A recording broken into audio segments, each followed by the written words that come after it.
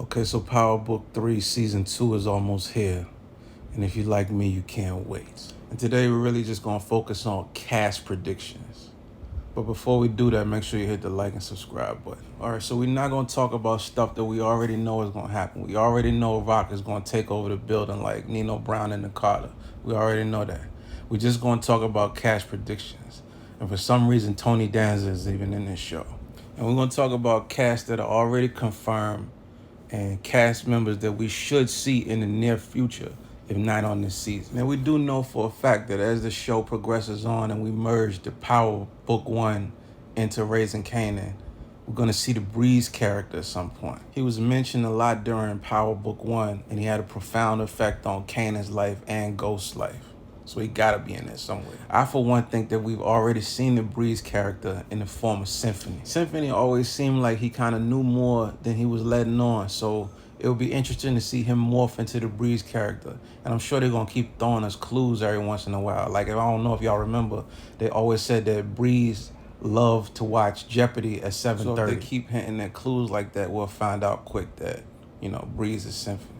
Now, we definitely know that Kanan is going to end up running into Tommy and Ghost at some point.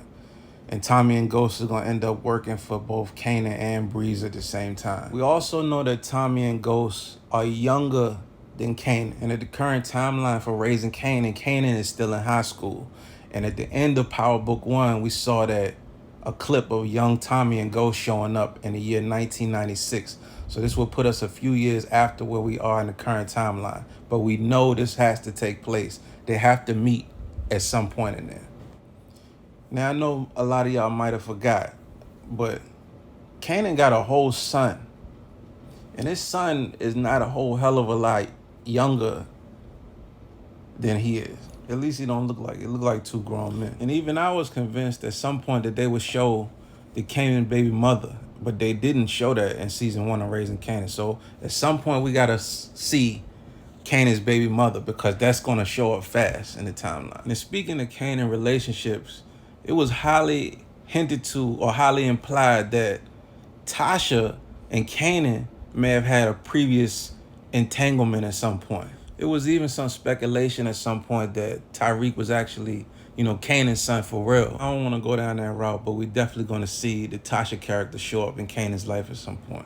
Now, Egan is definitely somewhere in this Power universe during the Kanan story. And we know from later seasons of Power and from Power Book 4 that she was moving, shaking, and popping all over the United States. But keep in mind, this show is about drugs. And we know that Egan is a drug addict. So I wouldn't be surprised if she plays into, this epidemic crack era type situation. Now, if you search the cast on IMDb for Raising Kanan Season 2, you'll find this character right here. Now, they don't have her listed as who she's playing, but this could be potentially a young version of Egan. You talk about young Egan, you got to talk about young Teresi. Teresi is out on the street during this Kanan timeline, so he might even show up. I know some of y'all might have forgot about Rolla. And keep in mind, I'm piecing this together from everything we know about Season 1 of Power Book 1. But Rolla has got to show up at some point. Even though he's way younger than Tommy, Ghost, and Kanan, it still would be interesting to see him, even if it's as a child, or even how he got the name Rolla. Could be Rolla in his stroller or whatever. Then you got Ruiz. Ruiz is out there somewhere. Ruiz is a drug kingpin of his own organization, and he didn't get there overnight. So don't be surprised if he doesn't show up somewhere and as a friend or a foe to what Rock has going on. Lobos is another drug kingpin who's out there somewhere who didn't get there overnight. It'll be interesting to see what role he plays in the whole Rock takeover. But that's all, man. Who else do you think could show up in the near future on Raising Kanan? Leave your thoughts about who could potentially show up. I'd love to hear it in the comments. Don't hold back on that, especially if you think it's somebody that I missed. It'll be interesting to see how the two shows finally merge together. Who knows, we might even get some details about the Ghost character and how he might be still alive. But hey, I'm just speculating.